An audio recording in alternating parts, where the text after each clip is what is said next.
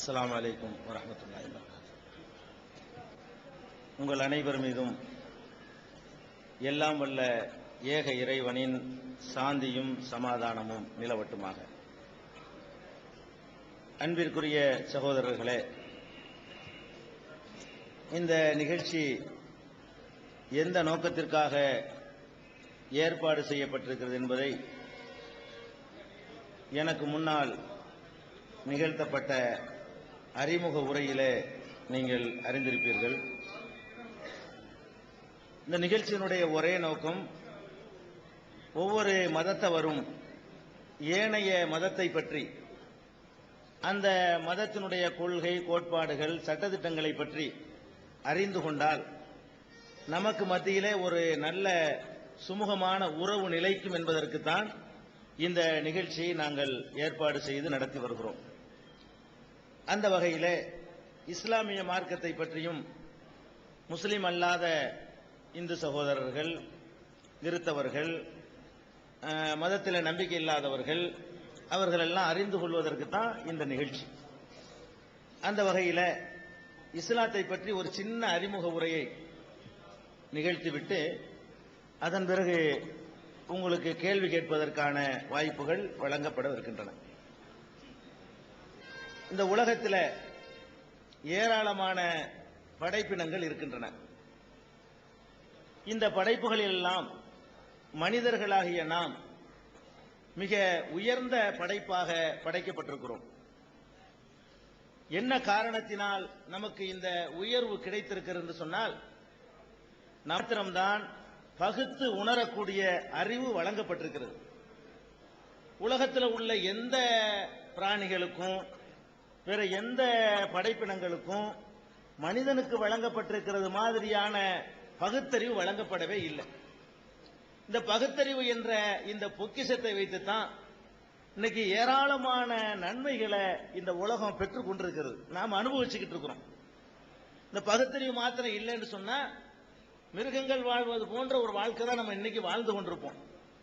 எவ்வளவு வசதிகளை நம்ம பெருக்கிட்டு இருக்கோம், நம்ம சிந்திச்சு பார்த்தோம்னு சொன்னா நமக்கே ஆச்சரியமா இருக்கு. இந்த பகுத்தறிவை கொண்டு இங்க பேசுற பேச்சுக்களை அப்படியே ஒரு பிலிம்ல அப்படி எடுத்து வச்சிடுறாங்க, அதை திரும்ப ஒளிபரப்புறாங்க.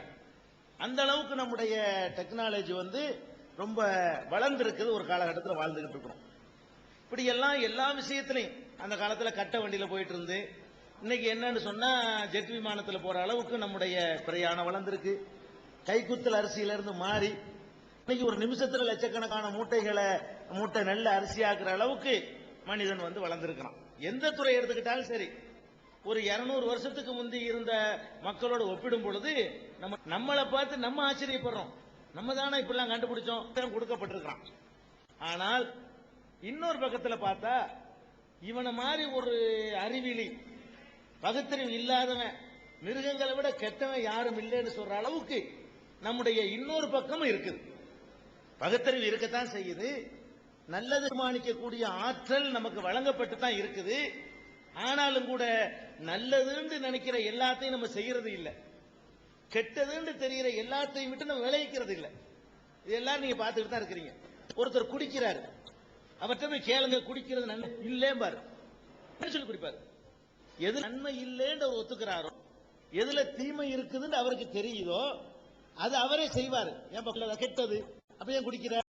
இருந்து விவசாயத்திலிருந்து கொடுக்கல் வாங்கல இருந்து பிறப்புல இருந்து இறப்பு வரைக்கும் உள்ள அத்தனை பிரச்சனைகள்லையும் இஸ்லாம் கடவுள் தலையிடுவாரு.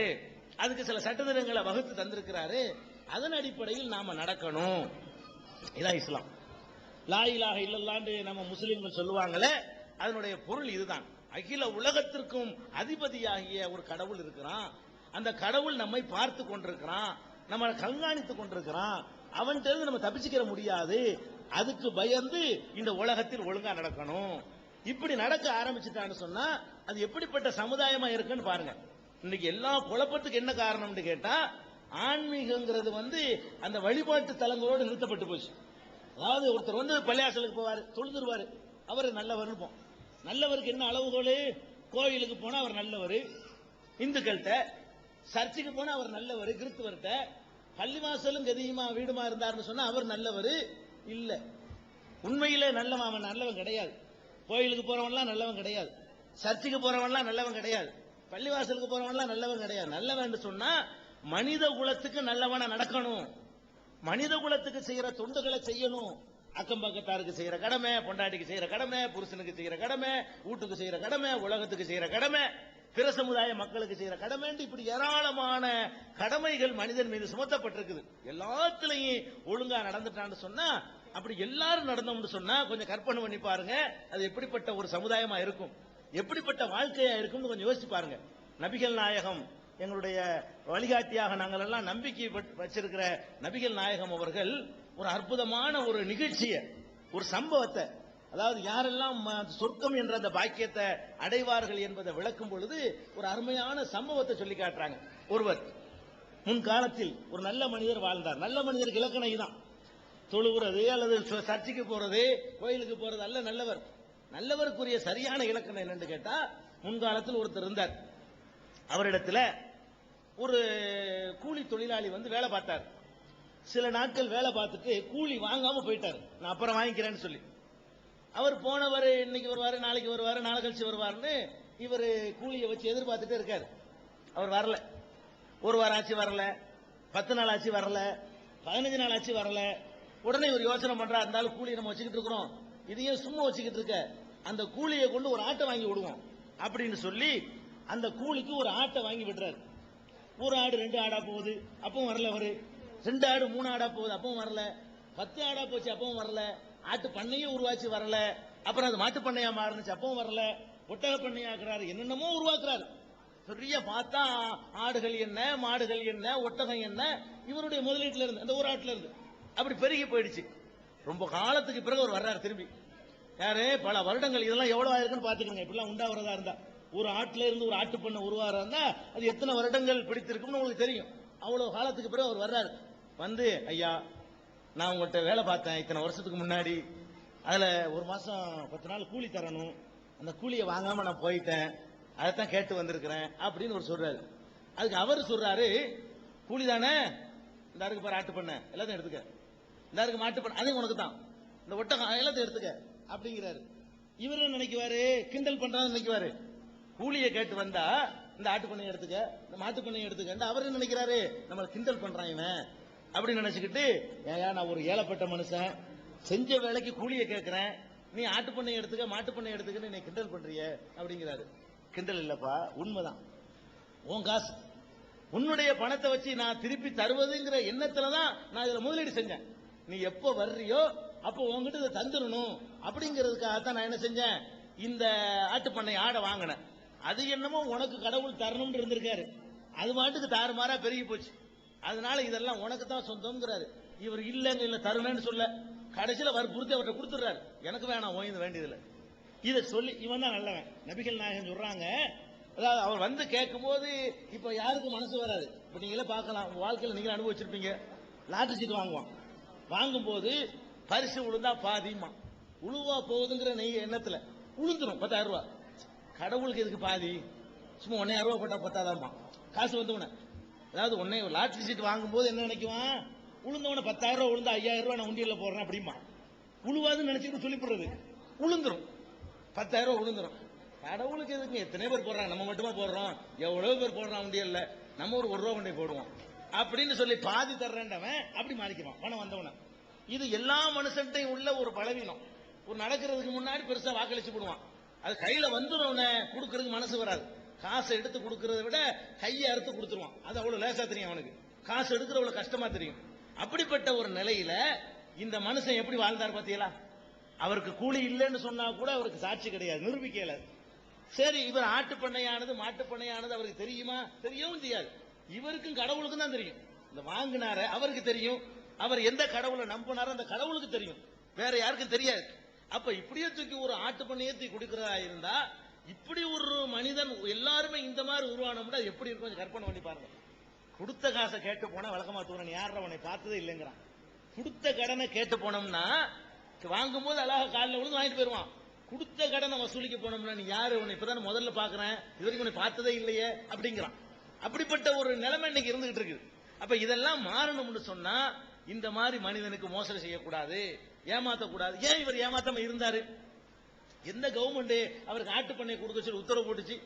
எந்த அதிகாரம் அவருக்கு அந்த மாதிரி கட்டளை இட்டது ஒருத்தரும் இல்ல. அவர் தனக்குத்தானே அந்த கட்டளை இட்டுக்கிட்டார். தனக்குத்தானே ஏன் இட்டுக்கொண்டாரு? நம்ம ஒரு கடவுளை நம்புறோம், அந்த கடவுள் வாக்களித்தது நிறைவேற்ற சொல்லி இருக்கிறார். நம்ம கடவுள்கிட்ட ஒரு உறுதிமொழி கொடுத்துட்டோம், இது அவனுடைய சொத்து, வந்தா நான் திருப்பி கொடுத்துருவேன் அப்படின்னு சொல்லி ஒரு முடிவை எடுத்துட்டோம். அதுல நம்ம மீறணும்னு சொன்னா கடவுள் நம்மளை கேட்பாரு, கடவுள்கிட்ட பதில் சொல்லணும், கடவுள்கிட்ட பொய் சொல்லி தப்பிக்க இயலாது.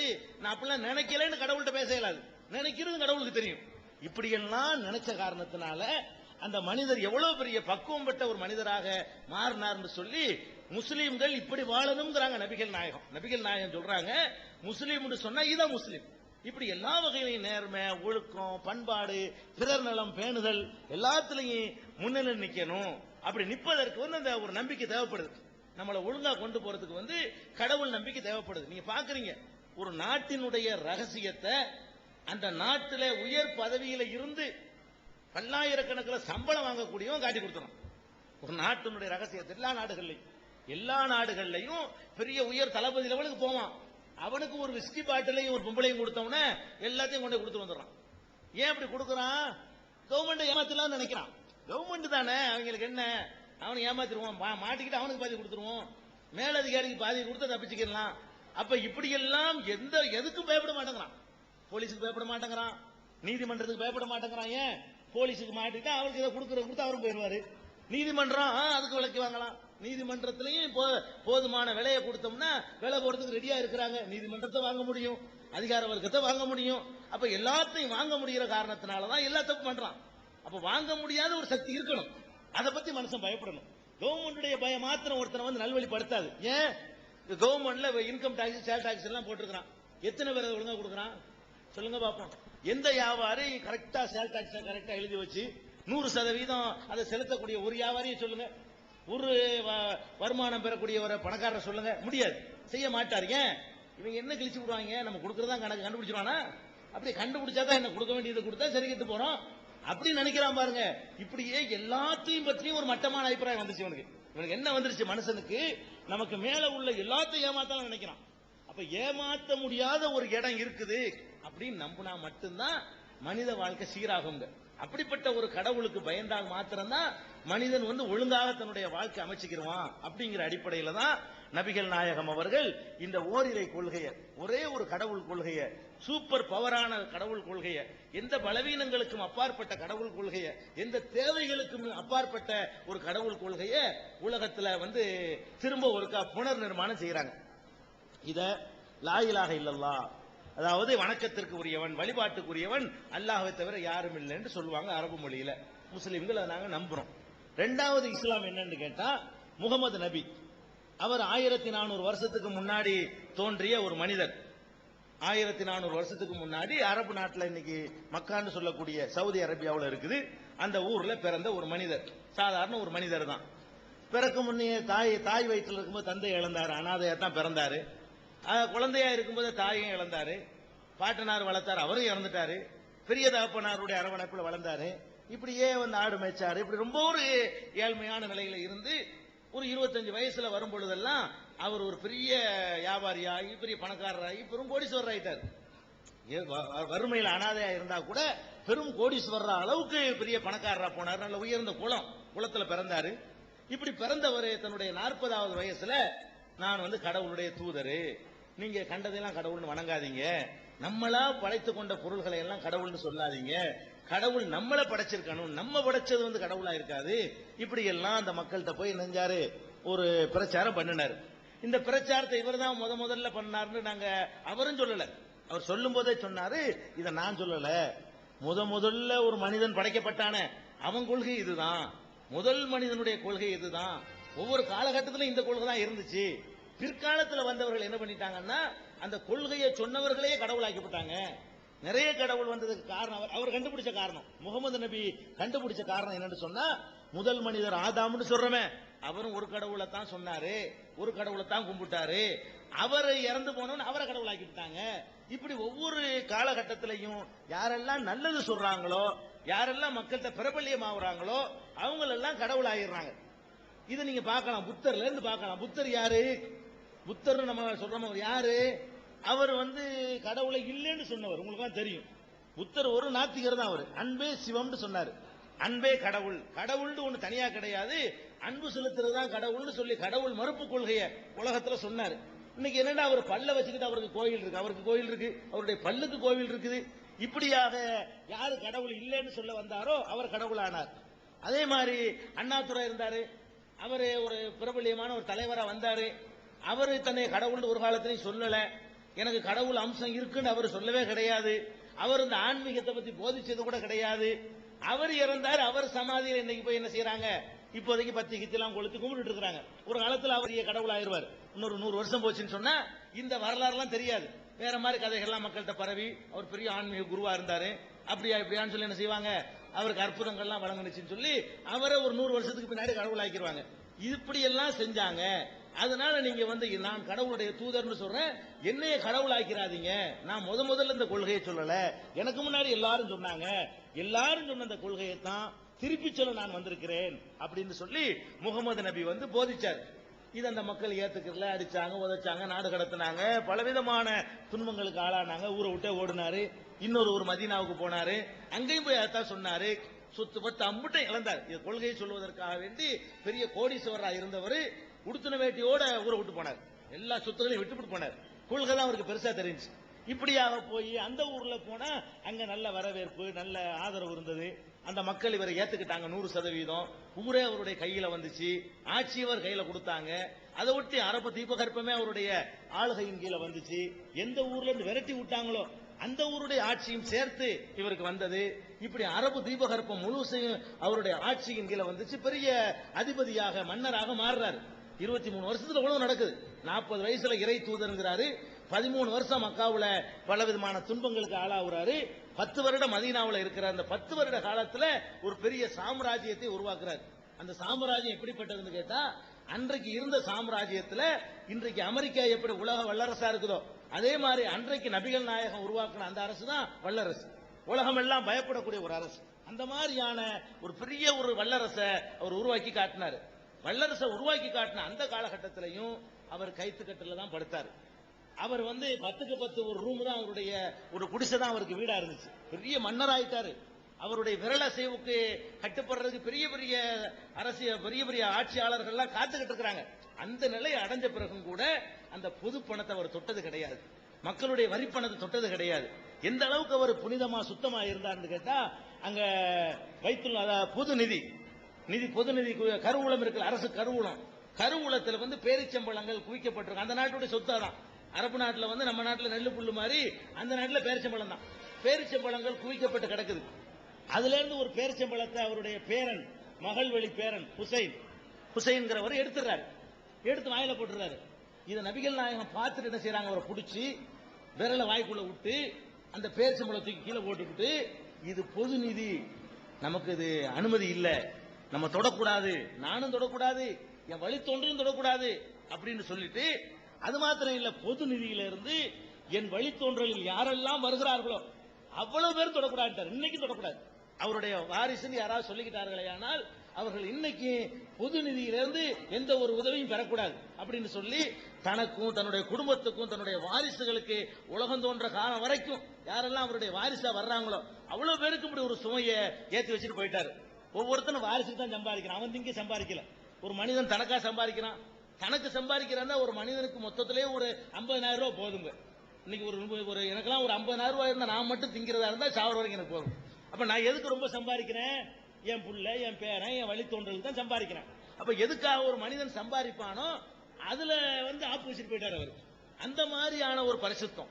இன்னும் சொல்ல போனா கொஞ்சம் அவர் சம்பாதிச்சு சேர்த்து வச்சாரு பாருங்க, அதையும் சொந்தக்காரங்களுக்கு கொடுக்காம நான் மரணித்த பிறகு என்னுடைய எல்லா சொத்துக்களுமே பொது நிதியில் சேர்த்து விடுங்கள், என்னுடைய மகளுக்கு கொடுக்காதீங்க, என்னுடைய பேரப்பிள்ளை கொடுத்துறாதீங்கன்னு சொல்லி அப்படி ஒரு உத்தரவு போட்டு போனார். ஒரே ஒரு தோட்டம் இருந்தது, 100 ஆடு இருந்துச்சு அவருக்கு, அவ்வளவுதான். 100 ஆடு, ஒரு சின்ன ஆட்டு பண்ண, ஒரு தோட்டம், அதனுடைய வருமானம் தான். அதுல இருந்து அவர் வாழ்க்கை நடத்திட்டு இருந்தார். அங்க போய் உருவாக்கிட்டது. வேற அரசு நிதியிலிருந்து வாழ்க்கை நடத்தல. அதை என்ன பண்ணிட்டு போயிட்டாருன்னு கேட்டா, இறந்து போன உடனே அவர் மகள்லாம் இருக்குது, அதை தெருவில் விட்டு போயிட்டார். இதுல தரமாட்டேன், இது போய் நான் சம்பாரிச்ச எல்லாமே எனக்கு சொந்தமான எல்லாமே பொது நிதிக்கு சேர்ந்தது அப்படின்ட்டாரு. அதே மாதிரி வயிறார 3 நாள் சாப்பிட்டது கிடையாது. கோதுமை தான் அவருடைய உணவு. கோதுமை கூட சலிச்சு சாப்பிட மாட்டாராம்.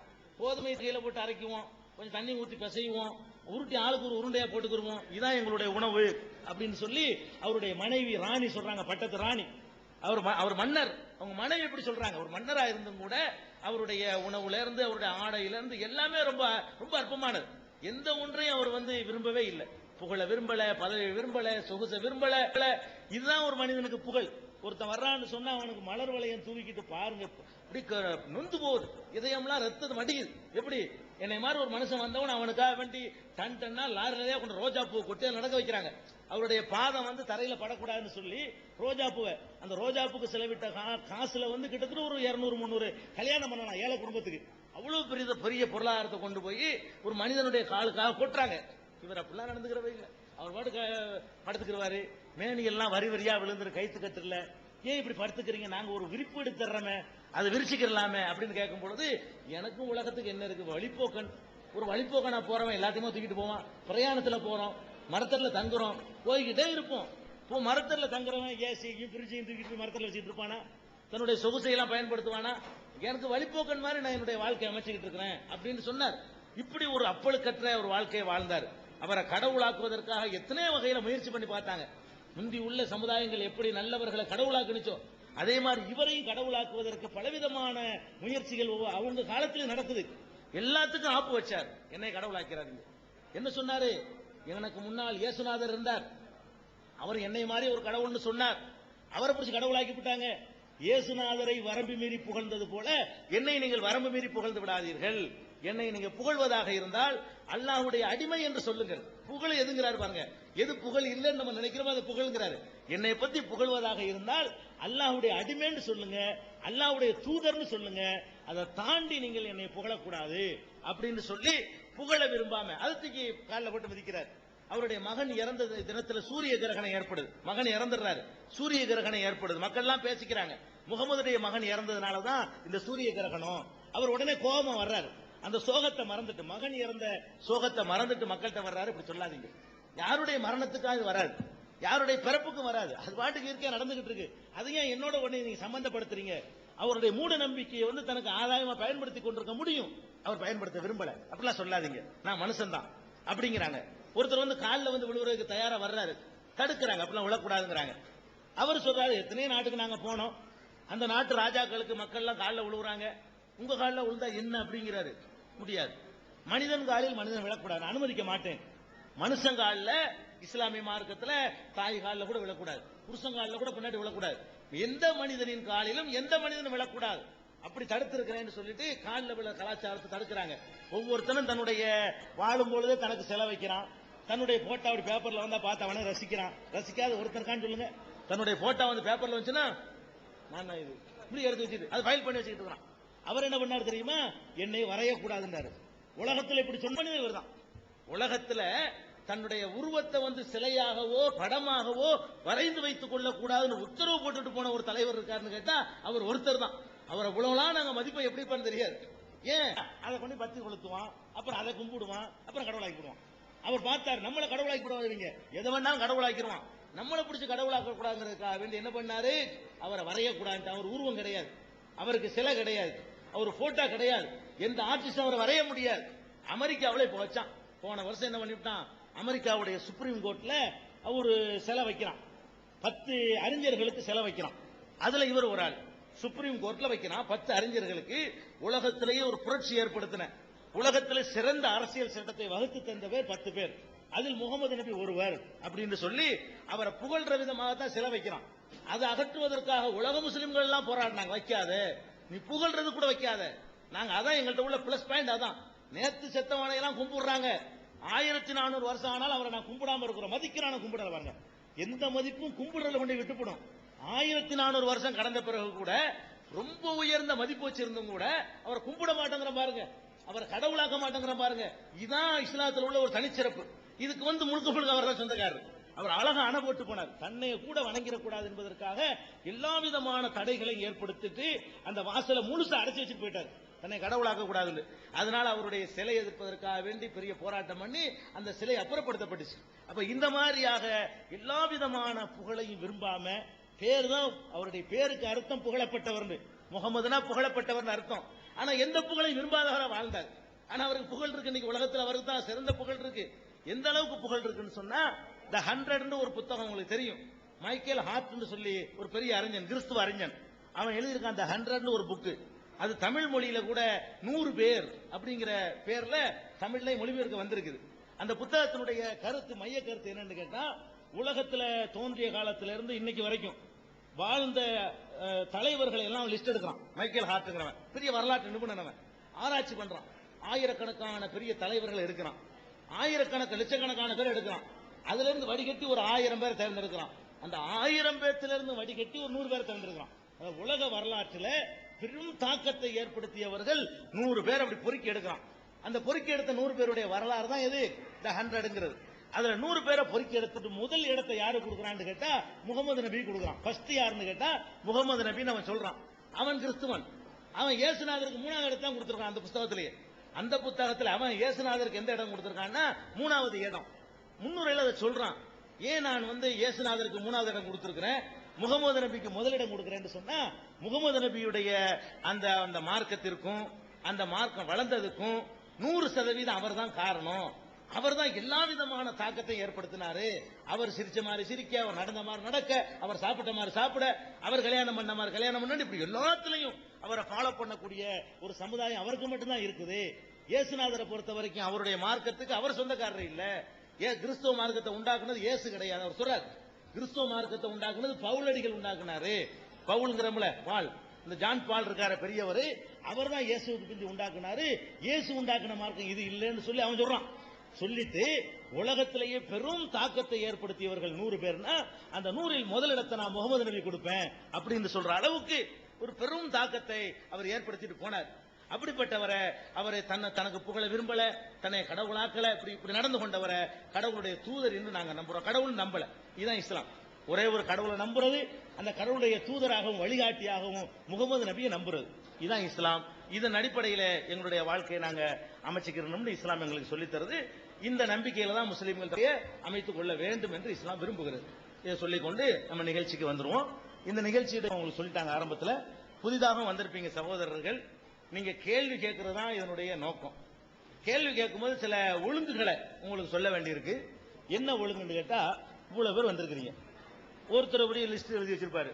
அவர் பாட்டு 10 கேள்வி கேட்டாருன்னு வைங்க, அவருக்கே எல்லா நேரம் முடிஞ்சு போயிடும், மீதி பேருக்கு வாய்ப்பு இல்லாம போயிடும். அப்ப என்ன பண்ணணும்னு கேட்டா, எந்த கேள்வினாலும் கேளுங்க, ஒண்ணு கேளுங்க, என்ன எல்லாருக்கும் வரணும். நீங்க தான் கேட்கணும்னு நினைக்க கூடாது. நீங்க 10 எழுதி வச்சிருந்தீங்கன்னா உங்க கேள்வி இன்னும் எத்தனை பேர் எழுதி வச்சிருப்பாங்க, கேள்வி கண்டிப்பா வந்துடும்.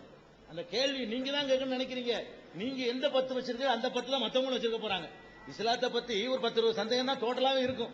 அதைத்தான் திருப்பி நீங்க கேட்க போறீங்க. அதனால நம்ம தான் கேட்கணும்னு நினைக்க வேண்டியது இல்ல. ஒவ்வொருத்தரும் ஒண்ணு கேளுங்க, முடிஞ்சவன அடுத்த ரவுண்ட் வந்தா இன்னொரு கேள்வி கேளுங்க. ஏன்னு கேட்டா எல்லாருக்கும் பரவலாக அந்த வாய்ப்பு கொடுக்கணும். இன்னும் சொல்றேன், நீங்க வருத்தப்பட்டுக்க கூடாது. 2 கேள்வி கேட்டீங்கன்னா எது முதல்ல கேட்டீங்க அதுக்கு மட்டும்தான் பதில் சொல்லுவோம். முதல்ல தெரிஞ்சதுக்கு சொல்லுவோம்னு சொல்லல, அதுதான் ஏதோ முதல் கேள்வியானு கேட்கறீங்களோ அதுதான் சொல்லுவோம். கண்டிப்பா இதை உறுதியா கடைபிடிச்சா தான் எல்லாருக்கும் எல்லாம் ரொம்ப மனம் வந்து போறாங்க. பல ஊர் நிகழ்ச்சிகள்ல ஒருத்தர் எந்த மைக் கிடைச்சோன்னு 10 படிச்சு விட்டுறாரு. அவர் மற்றவங்க எல்லாம் என்னங்க எங்களை கூப்பிட்டு ஒருத்தருக்கு 10 கேள்விக்கு சொல்றீங்க அப்படின்னு வந்தவங்களுக்கு என்ன இருக்கு மனசுல ஒரு சங்கடம் வந்துடக்கூடாது. அதனால இதை கொஞ்சம் உறுதியான கடைப்பிடிங்க. ஆனா நீங்க 2-3 10 கேட்டீங்கன்னா கண்டிப்பாக நான் முதல் கேள்விக்கு மட்டும்தான் விட சொல்லுவேன். முதல் கேள்விக்கு மட்டும், தெரிஞ்சதுக்கு இல்ல. முதல் கேள்வி எதுவோ அது ஒண்ணுமில்லா கேள்வி தான், அதுதான் சொல்லுவேன். அதனால நீங்க கேட்டு வேஸ்ட் பண்ணாம அதை ஒண்ணு கடைபிடிச்சுக்கிறீங்க. ஒண்ணு. ரெண்டாவது நீங்க அந்த விஜய் டிவி நிகழ்ச்சி பார்த்தவங்களுக்கு தெரியும், பெரும்பாலும் இந்த மாதிரி பல ஊர்களில் நடத்தி அதுல பல கேள்விகள் கேட்டு நம்ம ஒளிபரப்பிட்டு வந்துட்டோம். என்னென்ன கேள்விகள் ஒளிபரப்பு பட்டுச்சோ அதை திரும்பி கேட்டீங்கன்னா நாங்க மறுக்க மாட்டோம். திரும்பி நீங்க கேட்கலாம், கேட்டால் நாங்க பதில் சொல்லிடுவோம். ஆனா அந்த கேள்வி டிவியில வராட்டி நீங்க வருத்தப்படக்கூடாது. ஏன், அது ஏற்கனவே கேட்டு ஒளிபரப்பப்பட்டதை திருப்பி ஒருக்க ஒளிபரப்ப மாட்டோம்.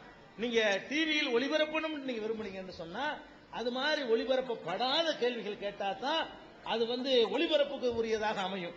ஒளிபரப்பப்பட்டதை திருப்பி கேட்டீங்கன்னா ஒரே கேள்வி திருப்பி திருப்பி போட்டு இருந்தோம்னு சொன்னா அது வேஸ்ட், பொருளாதாரத்தை வீணடிக்க கூடாது. அந்த வகையில நீங்க எந்த கேள்வி வேண்டாலும் கேட்கலாம். ஆனால் ஒளிபரப்புல நீங்க வருத்தப்படக்கூடாது. 20 கேள்வி கேட்டு எல்லாம் கேட்ட கேள்வியா இருந்தா ராமநாதபுரத்திலிருந்து ஒண்ணும் வராது. கேட்ட கேள்வியா இருந்துச்சுன்னா கேட்ட கேள்வி தான் எங்களுக்கு ஈஸி பதில் சொல்றது. கேட்காத கேள்வினா கொஞ்சம் சிரமம் இருக்குன்னு. ஆனா நாங்க அதுதான் விரும்புறோம். கேட்காத கேள்வியை கேளுங்க அப்படிங்கிறது ஒரு ரெண்டாவது விஷயம். மூணாவது முஸ்லீம் சகோதரர்களுக்கு சொல்ல வேண்டியது என்னன்னு கேட்டா, இத கேள்வி கேட்பாங்க, எப்படி வேண்டாலும் கேட்பாங்க, அவங்க எவ்வளவு கடுமையா வேண்டாலும் கேட்கலாம், இந்த மாதிரி கூட அவங்க கேட்கலாம். அப்படி கேட்டார்களே ஆனால் முஸ்லீம்கள் யாரும் எந்த ரியாக்ஷன் பண்ணக்கூடாது. அவங்க எப்படி கேட்டாலும் நம்ம கிட்ட பதில் தான் சொல்லுவோம். நம்ம விளங்குதா, நான் தான் பதில் சொல்லணுமே தவிர நீங்க அங்க இருந்துட்டு யாரும் பதில் சொல்லக்கூடாது. நீங்க எந்த ஒரு உணர்வை காட்டக்கூடாது. நீங்க அமைதியா பார்வையாளரை மட்டும்தான் முஸ்லீம்கள் இருக்கணும். இத முஸ்லீம்கள் யாராவது மீறினாங்கன்னு சொன்னா அவங்க அரங்கத்திலிருந்து அப்புலப்படுத்தப்படுவாங்க. நீங்க எப்படி கேட்டாலும் உங்களை ஒண்ணு யாரும் பண்ண மாட்டோம். நீங்க எப்படி வேணாலும் கேட்கலாம். விளங்குதா, எந்த ஒரு அதிருப்தியும் உங்க மீது நாங்க காட்ட மாட்டோம். நம்முடைய பழக்கத்திலேயோ நேற்று பழகிட்ட முறையிலேயோ எங்க சகோதரர்கள் எந்த வித்தியாசத்தையும் வெளியே போன பிறகு காட்டிக்கிற மாட்டாங்க. அந்த ஒரு பயிற்சியை கொடுக்குற நோக்கம். எப்படி வேண்டாலும் கேள்வி கேட்டு அந்த சகிப்புத்தன்மை இல்லைன்னு சொல்லிட்டு இருக்காங்க பாருங்க, சகிப்புத்தன்மை இருக்குது, எங்கள்கிட்ட பதில் இருக்குது அப்படின்னு சொல்வதுதான் இதனுடைய நோக்கம். இப்ப கேட்கலாம் கேள்வி. சகோதரர்கள் கவனத்திற்கு, முஸ்லீம் சகோதரர்கள் கவனத்திற்கு, முஸ்லீம் அல்லாத நம்மளுடைய தோழர்கள் நிறைய வந்துகிட்டு இருக்காங்க. அதனால முஸ்லீம் தோழர்கள் யாராவது மேல இருந்தீங்கன்னா தயவு செய்து அவர்களுக்கு வழிவிட்டு கீழே போயிருங்க. அதே மாதிரி முஸ்லீம் சகோதரர்கள் கண்டிப்பா டோக்கன் வாங்கினா தான் சாப்பாடு.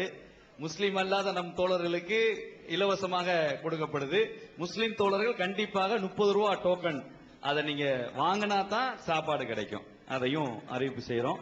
கிச்சன் பக்கத்துல அந்த டோக்கன் கொடுக்கறாங்க, வாங்கிக்கிறங்க. வணக்கம். பேரை சொல்லிக்கிறேங்க. என்னுடைய பேர் சீனிவாசன். நான் பக்கத்தில் ராமநாடு பக்கத்தில் ஒரு கிராமம் தான். நான் இப்போ கீழக்கரையில் இருக்கேன். இப்போ உங்களுடைய இதை தொடர்ச்சியாக நான் பார்த்துக்கிட்டே இருக்கேன். ஒரு வாரம் கூட விட்டு போகும், அது மாதிரி இருக்குது. ஆனால் இப்போ நான் கேட்குற கேள்வி கொஞ்சம் நேரம் ஆகும். நீங்கள் அதை பொறுத்துக்கிறேன். இஸ்லாத்தை பற்றி நான் எதுவுமே கேட்க விரும்பல நான். ஏன்னா அது மதம் கிடையாது. மற்றதுக்கெல்லாம் மதம் இருக்குது, அது இருக்குது, இது இருக்குன்னு சொல்லிட்டு இருக்காங்க. அதனால் இஸ்லாத்தை பற்றி எனக்கு அது ஒரு மார்க்கமாக தான் நினைக்கிறேன். அதை நான் மதமாக நினைக்கவே இல்லை. முகமது நபிகள் எப்படி ஒரு ஒரு இதை செஞ்சு கொடுத்துட்டு ஒரு கோட்பாடை சொல்லி கொடுத்தாரோ அது எப்படி நடந்துகிட்டு இருக்குது. அது நல்ல ஒரு இறுக்கமான ஒரு மார்க்கம். அதில் எந்த விதமான எனக்கு ஆட்சேபனையும் கிடையாது. அதை நான் ரொம்ப லைக் பண்றேன்.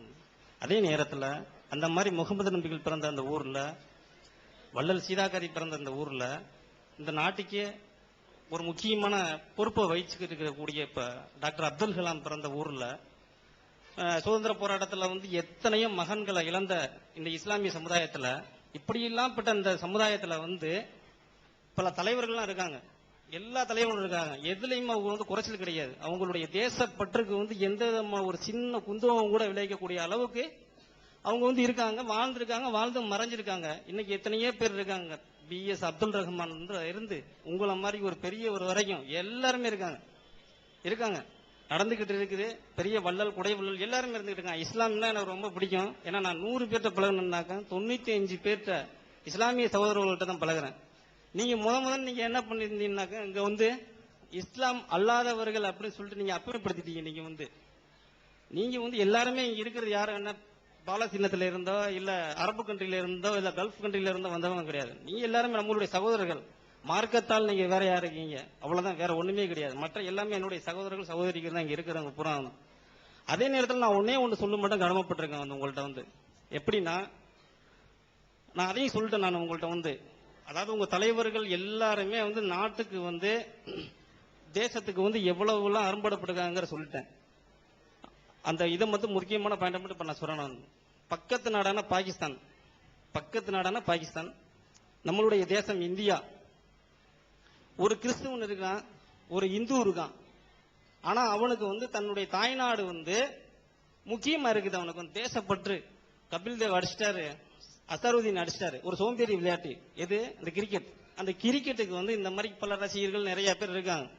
அந்த மாதிரி விளையாண்டுகிட்டு இருக்கையில இந்த ரெண்டு மதமும் பல புத்த மதம் என்னென்னமோ மதம், இந்தியா பலதரப்பட்ட கலாச்சாரத்தில் இருக்கிறதுனால எல்லாருமே ஒரு தேசப்பற்றா இருக்காங்க. இது நான் சொல்லல, என்கிட்ட உள்ள 95 பேர் என்னட்ட இதை சொல்லலாம். ஆனா 95 பேர் நல்லா தான் இருக்காங்க, இஸ்லாத்தை பற்றி பின்பற்றி நடக்கிறாங்க, அதனால நல்லா இருக்காங்க. நான் நல்ல ஒன்றை தான் சேர்ந்துக்கிட்டு இருக்கேன் நான். அதே நேரத்தில் இவங்க எல்லாம் என்ன பண்றாங்கன்னா, ஒரு முக்கியமா ஒரு சில குறிப்பிட்ட ஊர்ல எடுத்துக்கணும் வச்சுங்களேன், மெஜாரிட்டி இப்போ நம்ம இஸ்லாமிய சமுதாயம் மெஜாரிட்டியா இருக்கிற இடம், அந்த இடத்துல போனோம்னாக்க இந்த 15 வயதுல இருந்து 26 வயது உடைய நிரம்பிய ஒரு வாலிபர்கள் அவர்கள் எல்லாம் இஸ்லாத்தை பின்பற்றுகிறார்களா, அல்லது இஸ்லாமிய கோட்பாடுகளை பற்றி ஏதேது சந்தேகம் இருக்கிறதா இல்லை தீவிரவாத அமைப்பை சார்ந்தவர்களா என்கிறது எனக்கு கிடையாது. இந்த மக்களுக்கு எல்லாம் உள்ள ஒரு ஐயப்பாடு. அப்படி இருக்கின்ற ஒரு அந்த ஐயப்பாட்டில் நான் உங்களுக்கு ஒன்னே ஒன்று சொல்ல கடமைப்பட்டிருக்கிறேன். என்னன்னா, இவங்க முழுமையான இஸ்லாமியர்களா? இஸ்லாத்துல என்ன சொல்லியிருக்குனாக்க, ஒரு நாடு இருக்குது, அந்த நாட்டுல எவனா இருந்தாலும் சரி தலைவன் அவனுடைய ஆணைப்படி தான் அவன் நடக்கணும், அடங்கி நடக்கணும் அப்படின்னு சொல்லிட்டு இஸ்லாத்துல சொல்லி இருக்குது. அப்படி இருக்கையில இந்த இளைஞர்கள் தன்னுடைய தாய் நாட்டிற்கு துரோகம் செய்வதை போல அவர்கள் மற்ற மற்ற பிரச்சனையில் தலையிட்டு ஏதாவது ஒரு பிரச்சனையை இழுக்கிறார்களா இல்லது வேணுக்கென்றே செய்கிறார்களா என்பதை நீங்கள் சரியாக நீங்க சொல்லணும். இதே ஒண்ணு. அதே போல் மற்ற என்ன செய்யறாங்க அவங்க, அதான் உங்களுக்கு பதில் எதிர்பார்க்கிறேன் நான். என்ன செஞ்சுட்டாங்கன்னு சொன்னா தானே பதில் சொல்லலாம். அதை என்ன பண்றாங்கன்னாக்கா, பாகிஸ்தான்ல ஒரு 100 ரன் அடிச்சிட்டான்னு வச்சுக்கலாம், சரி, ஒரு 6 வாரம் கைகளை போய் வெடிய அது இதுன்னு போட்டுட்டு இருக்காங்க. அப்படி சொல்லுங்க, வடக்கி சொல்லுங்க. சரி, இப்ப இந்தியாவுல நம்ம தாய்நாட்டுல பிறந்தது. இஸ்லாத்துல என்ன சொன்னாங்க, நாம பிறந்த நாடு இந்தியா, இந்தியா தான் எனக்கு தாய் நாடு. அதுதான் அந்த இளைஞர்கள்ட்ட உங்களை மாதிரி ஒரு பெரிய சமுதாய தலைவர்கள் சொன்னா, இந்தியா எனது தேசம், இஸ்லாம் எனது வழிபாடு அப்படி சொல்லிட்டு நீங்க உங்களுடைய இதுல, நான் உங்களுடைய நிறைய பத்தி நான் தெரிஞ்சிருக்கேன், உங்களுக்கு நீங்க உங்களுடைய இதுல சொல்லியிருக்கீங்க. இது இந்த டிவி எல்லாத்துக்கும் தெரியும். அதனால இந்த இளைஞர்கள் பூரா நல்லபடியா இஸ்லாத்தை பேரை கெடுக்காத அளவுக்கு அவங்கள ஒரு சமய சீர்திருத்தம் மாதிரி நீங்க கொண்டு போகணுங்கிறத நான் விரும்புறேன். அதுக்கு தக்க பதில நான் எதிர்பார்க்கிறேன். ஆனா அந்த பதில் ரசிகர்களா இருக்கக்கூடாது. உங்களுடைய பதில் ரசிகர்கள் எந்த இதுலையும் இருக்கக்கூடாது. ஏன்னா உலகத்திலேயே எல்லா நாடுகள்லயுமே திறமையும் தகுதியும் எதிர்பார்க்கிற நாடு இந்தியா தான். அதையும் நான் உங்கள்கிட்ட சொல்லிட்டேன். அந்த பதிலா இருக்கக்கூடாது, ஒரு நல்ல பதிலா இருக்கணும். அதாவது சகோதரர் கேட்கிற கேள்வி, சுருக்கமா கேள்வி என்னன்னு கேட்டா, இந்தியாவுக்கும் பாகிஸ்தானுக்கும் கிரிக்கெட் நடக்கும் பொழுது இந்தியா கொஞ்சம் தோத்து போய் பாகிஸ்தான் ஜெயிச்சிருக்க மாதிரி இருந்தா, சில முஸ்லீம் இளைஞர்கள் என்ன பண்றாங்கன்னா அதை ரசிக்கிறாங்க, அதை விரும்புறாங்க, அதுக்கு ஆரவாரம் செலுத்துறாங்க. ஆனா அந்த காலத்துல அப்படி இல்ல, தேசபக்தியோட இப்படி இருந்தாங்க அப்படிங்கறது அவருடைய ஒரு கேள்வி. இதுக்கு முதல் விஷயத்தை விளங்கிறனும். இந்த கிரிக்கெட்டுங்கிறது இப்ப உங்களுக்கு நல்லா தெரிஞ்சு போச்சு. இதுக்கு முந்தைய நான் சொல்லிட்டு தான் வர்றேன். நான் இந்த ராஜா முத்தையா மன்றத்தில் கூட மதுரையில சொன்னேன், அவன் தொழிலுக்கு பண்றாங்க, இது ஒரு தேசபக்திக்கு இது அளவுகோலா எடுத்துக்கொள்ள கூடாதுன்னு. அது இப்ப பொறுப்பாயிடுச்சு. இப்ப என்ன கிரிக்கெட்டுங்கிறது என்ன, எவனும் தேசத்துக்கெல்லாம் விளையாடுறது இல்ல. எதுக்கு விளையாடுறான், கசுக்கு விளையாடுறான். இப்ப நல்லா தோக்குற டீமும் நல்லா தெரியும், இவன் ஜெயிக்குமான்னு தெரியும். இவன் என்ன பண்ணுவாங்கன்னா, கிரிக்கெட் சூதாட்டக்காரர்கள் எவன் தோக்குவானோ அவன் ஜெயிக்குவான்னு பந்தயம் கட்டுவாங்க. நம்ம ஜெயிக்கிறானெல்லாம் எல்லாரும் பணத்தை கொடுத்து பந்தயம் கட்டுவோம். 2 பேரையும் விலைக்கு வாங்கிக்கிறோம். அடே நீ தான் அந்த தெருவை ஜெயிக்கணும், நீ தான் அந்த தெருவை தோக்கணும் அப்படின்னு பேசுவாங்க. தோக்குறவன் ஜெயிப்பான், ஜெயிக்கிறவன் தோப்பான், முடிவு செஞ்சுக்கிட்டு. அப்ப இந்த மாதிரி கோடி கோடியா நம்ம எல்லாம் பைத்தியக்காரனை உட்கார வச்சு எல்லா பயலும் திருடி இருக்கான். அவ்வளவு பேர் அயோக்கியம். உலக நாட்டில் உள்ள பாகிஸ்தான் கிரிக்கெட்டுக்காரனும் சரி, பாகிஸ்தான் போன தடவை 100 ரன்ல அவுட் ஆனான, அதெல்லாம் அதான் சூதாட்டம் தான். அப்ப இந்தியா அடிபடுதுன்னா அதுவும் அப்படித்தான். எல்லாம் பேசி வச்சுக்கிட்டு நீ 5 ரன்ல அவுட் ஆகணும், 5 ரன்ல அவுட் ஆவாங்க. ஏன்னா 1 கோடி 2 கோடி ரேட்டு, சும்மா லேசுப்பட்ட ரேட் இல்ல. இப்படி அவன் எல்லா பயிலும் தேச துரோகிகள் தான் நீ கிரிக்கெட்ல இருக்கிறானே தவிர, அவங்க தேசபக்திக்கு நம்மளா விளையாடுறதுங்கிறது வேற.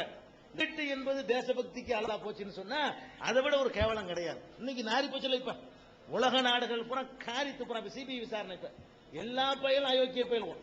நீங்க ஆசையா உட்காரு, அவன் தான் ஜெயிக்கிறான்னு கிடையாது. ஏற்கனவே முடிவு எடுத்தது அறிவிக்கிறான். ஏற்கனவே அம்பையர் அநியாயத்துக்கு அவுட் கொடுப்பாங்க, கேப்டன் ஒத்துக்கிட்டு தலையாட்டிட்டு போயிருவான். அதெல்லாம் வேற விஷயம். அதெல்லாம் ஃபைட் பண்ண மாட்டான். அநியாயத்துக்கு அவுட் கொடுத்த தப்புன்னு தெரியும்.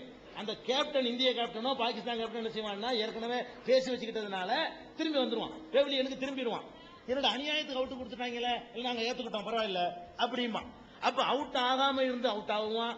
அப்ப ஒரு ரன் அவுட் பாருங்க, இப்படி அடிப்பாங்க. அந்த பாதி கிரவுண்டு இந்த இதோட போயிருக்காது அந்த பந்து, அதுல ஓடுவான், வேணும் அடிச்சு போடுவான்னு தெரியும். ரன் அவுட் ஆயிரும் தெரிஞ்சுக்கிட்டு ஓடி போய் ஒரு ரன்ல அவுட் ஆவான். இதெல்லாம் என்னது, ஏற்கனவே பேசி வச்சுக்கிட்டது. அதனால இந்த கிரிக்கெட்ல வச்சுக்கிட்டு தேசபக்தி அளவுகோல் பண்றது பெரிய தப்பு. அதுல இப்ப இந்தியாக்காரனு அவன் தான் தேசபக்தி அளவுகோல் சொன்னாண்டா அவனும் தப்பு பண்றான்.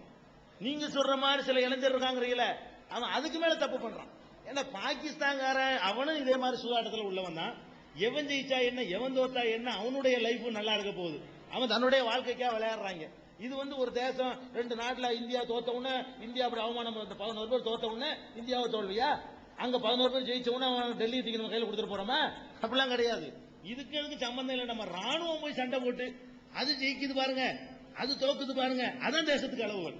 தேசபக்தியுடைய அளவுகள் என்னன்னு கேட்டா, இந்தியாவுக்கும் பாகிஸ்தானுக்கும் சண்டை நடக்கும் போது இந்திய ராணுவம் பாகிஸ்தான் ராணுவத்தை அடிச்சுன்னு சொன்னா அது தேசத்தினுடைய கௌரவம். அவன் ராணுவம் நம்ம ராணுவத்தை அடிச்சு ஒரு தானை பிடிச்சுக்கிட்டான்னு சொன்னா அது தேசத்துக்கு இழிவு. அப்ப தேசத்தினுடைய அவமான இழிவெல்லாம் ராணுவ வீரர்கள் எல்லையை காக்குறாங்களே அவங்க தீர்மானிக்கணுமா? இந்த பணத்துக்காக வேண்டி நாட்டை விற்க போறானுங்களே இவங்க தீர்மானிக்கணுமா?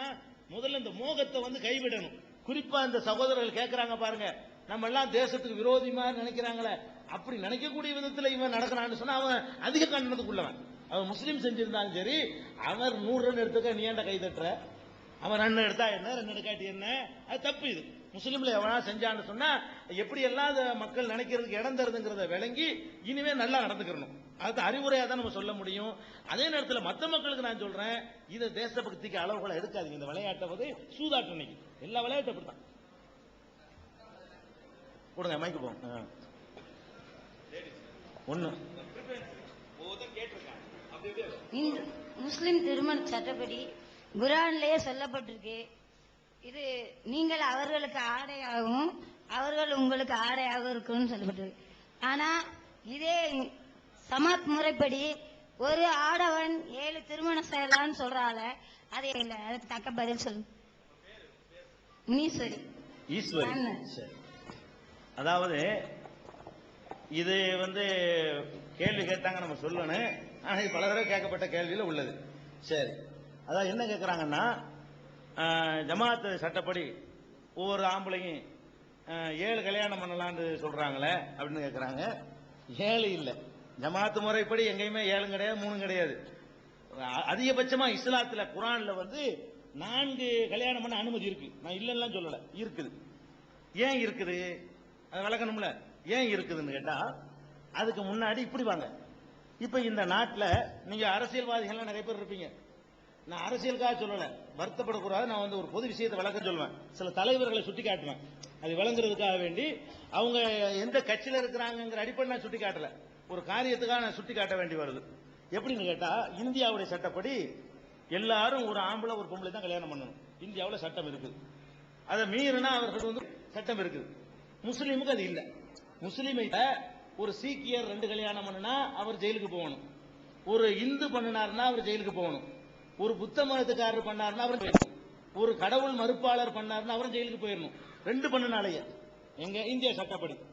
ஆனா முஸ்லீம் பண்ணா அப்படி கிடையாது. இதுதான் இந்தியாவுடைய சட்டம். சட்டம் அப்படி ஒரு பக்கம் இருக்கட்டும்.